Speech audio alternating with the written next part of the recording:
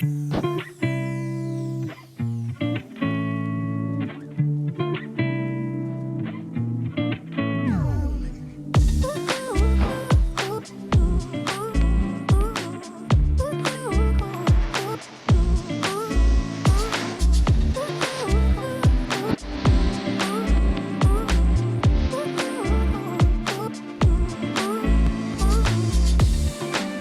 ាទសូមគោរពជម្រាបសួរអស់លោកស្រីពុកម៉ែបងប្អូនទាំងអស់ថ្ងៃនេះក្រុមហ៊ុន VY Plus របស់យើងបានមានឱកាសដំណើរទស្សនកិច្ចក៏ដូចជាកម្មវិធីសប្បុរសធម៌របស់ VR1 មកកាន់ទឹកដីបាទកម្ពុជាក្រោមអញ្ចឹងថ្ងៃនេះខ្ញុំបាទសាក់ប្រពៅចង់ដឹងពីចំណាប់អារម្មណ៍ក៏ដូចជាកម្មវិធីរបស់ក្រុមហ៊ុន VY Plus តើមានកម្មវិធីអ្វីខ្លះថ្ងៃនេះខ្ញុំបាទសូមជម្រាបសួរលោកធានកៅសិងលីបាទជំរាបសួរបាទលោកប្រធានតើថ្ងៃនេះកម្មវិធីរបស់យើងមានកម្មវិធីខ្លះបាទសូមក៏ដូចជាចំណាប់អារម្មណ៍ជូនទៅដល់ពុកម៉ែបងប្អូនលោកយាយលោកតាដែលជាអតិថិជនដែលបានគ្រប់គ្រងក្រុមហ៊ុន VY Plus ក៏ដូចជា VHOP របស់យើងបាទអរគុណណាស់បាទអញ្ចឹង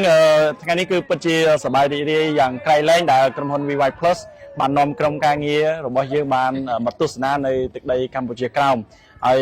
សម្រាប់ខ្ញុំផ្ទាល់គឺជាលើកទី1ក៏ដូចជាបងប្អូនភាគច្រើននៅទីនេះភាគច្រើនសុទ្ធសឹងតែជាលើកទី1ហើយអ្វីដែលយើងមកកំសាន្តនៅទីនេះគឺមិនត្រឹមតែដើម្បីដំណើរកំសាន្តទេគឺយើងបូករួមជាមួយនឹងកម្មវិធីមូលនិធិផងដែរបាទអញ្ចឹងនៅក្នុងថ្ងៃទី1គឺយើងស្ថិតនៅក្នុងខេត្តរនំរីហើយយើងមកនេះគឺកន្លែងលោកជ័យម៉ៅបាទនៅលើទិដ្ឋភាពនៅលើភ្នំដ៏ធំ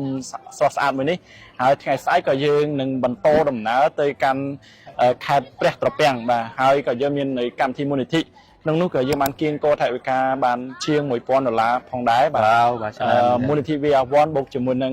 មូលនិធិរបស់លោកគ្រូជ័យបាទយើងបានរៀបចំនៅកុំព្យូទ័រចំនួន5គ្រឿងបាទព្រមទាំងសម្ភារៈសិក្សាមួយចំនួនទៀតបាទហើយថ្ងៃទី3គឺជាថ្ងៃចុងក្រោយដែលយើងនឹងគេថាសប្បាយមកស្រួលខ្លួនហើយយើងនឹងបន្តដំណើរត្រឡប់ទៅមាតុភូមិវិញបាទហើយយើងមិនភ្លេចទេគឺ VY Plus នៅតែបន្តនៅការចូលរួមមូលនិធិនៅប្រទេសកម្ពុជាក៏ដូចជាឲ្យតែមានរាល់ដំណើរកម្សាន្តគឺយើងតែងតែរួមចំណែកទាំងអស់បាទគឺមិនភ្លេចឡើយដំណើរកម្សាន្តបូកជាមួយនឹងកម្មវិធីសប្បុរសធម៌ផងដែរបាទអរគុណមែនទែនបាទសម្រាប់លោកជាងកៅសិងលីដែលបានមានចំណាប់អារម្មណ៍ក្នុងគណៈនេះដែរខ្ញុំបាទសូមអរគុណសូមជម្រាបលាបាទ